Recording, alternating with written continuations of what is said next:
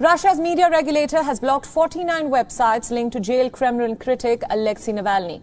The move comes ahead of high-stakes parliamentary election in the country. The blocked websites include Navalny's main website, that is Navalny.com. Websites of his regional offices and key allies have also been blocked. According to the Russian state media regulator, the websites have been blocked in accordance with prosecutors branding Navalny's organizations as extremist. The move prevents Navalny and his allies from contesting in the upcoming election. The United States and Britain have condemned the ruling. Navalny's team has said that it expects authorities to target the so-called smart voting website. It advises people how to vote tactically to try and unseat candidates from the ruling party.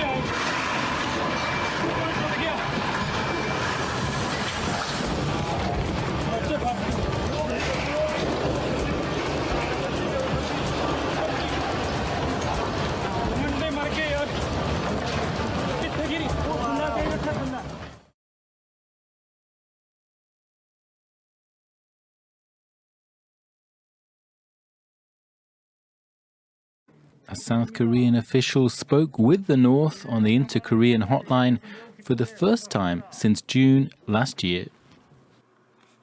오늘 그 남북 통신 연락선이 복원된 만큼 이를 통해서 온 결의에 기쁜 소식을 계속 전할 수 있게 되기를 기대합니다.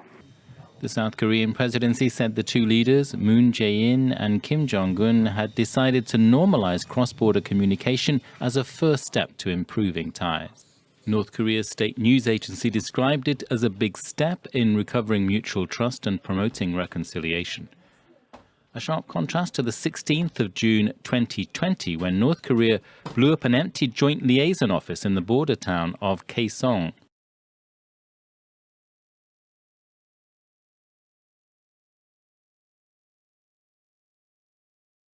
The U.S. combat mission in Iraq will officially end by year's end. Now, during a meeting at the White House with the Iraqi Prime Minister, President Joe Biden stressed the U.S. is not turning its back on a strategic partnership. It's just to be available to continue to train, to assist, to help, and to deal with ISIS as it arrives. But we are not going to be, by the end of the year, in a combat mission. Iraq has demanded an end to the combat mission, and the announcement makes the current status quo official. U.S. forces will be remaining in Iraq, perhaps a change in semantics, no longer being called combat troops, but rather as an advise and assist unit. And this is what the Iraqi Prime Minister says his country needs. But it's not just ongoing training of the Iraqi security forces. What is also especially critical to Iraq is America's intelligence sharing and other capabilities.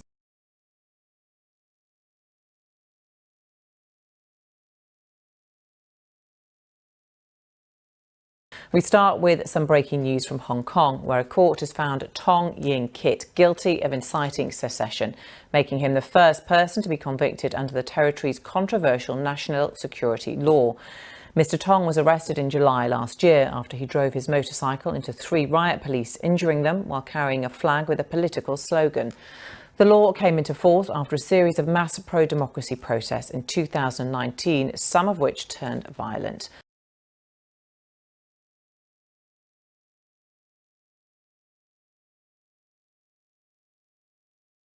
And security forces in Iran's Khuzestan province have been firing bullets at people protesting over a severe lack of water.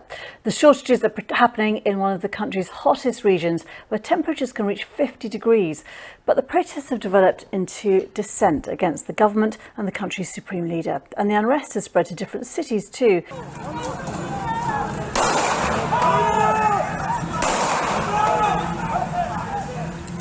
The sound of gunshots as security forces use bullets to disperse protesters. People here are demonstrating against severe water shortages in one of Iran's hottest regions. Temperatures in the southwestern province reach up to 50 degrees Celsius, so people are gathering at night. According to reports, several people have been killed. Iran's government has blocked internet access in some regions and arrested protesters.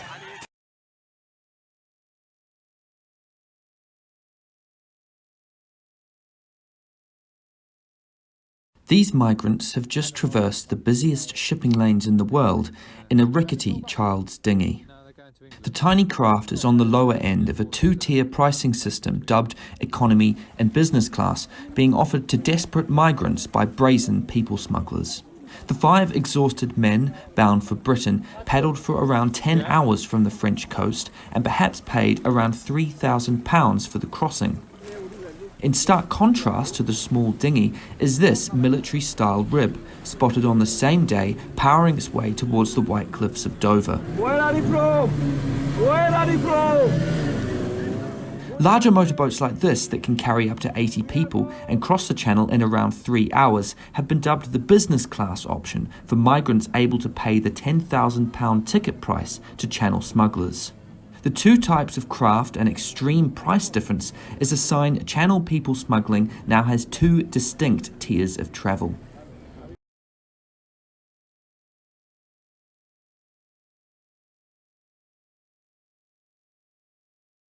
Well, the Tiger brand's recall is raising lots of questions about food safety in South Africa. Of course, the company has recalled 20 million canned products following a detection of a leak. That's after it inspected more than 280 cans. Our response is that consumers has a right to safe and healthy products. And their right in this instance is that we are urging them to return those cans back to the suppliers or the retailers, even if they don't have a receipt with them, and then they are entitled to a refund.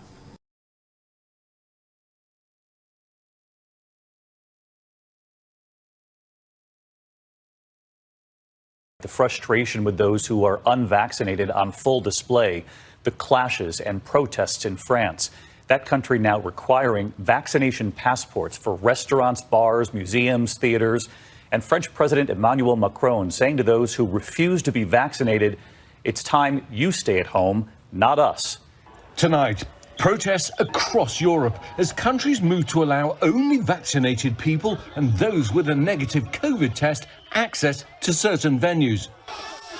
France seeing the most violent clashes, with riot police using tear gas against crowds protesting the new law, where those fully vaccinated and testing negative getting access to bars, restaurants, cinemas, museums and big events.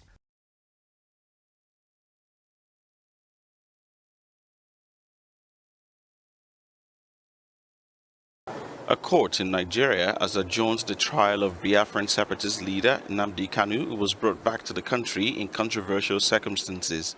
The trial of the prominent separatist leader began Monday at the Federal High Court in the Nigerian capital, Abuja. Judge Binta Murtala Nyako ruled that the trial could not start without the defendant being present. The prosecution did not give a valid reason for his absence. Nnamdi Kanu is the leader of the indigenous people of Biafra, IPOB, an outlawed movement which agitates for a separate Biafran state in southeast Nigeria.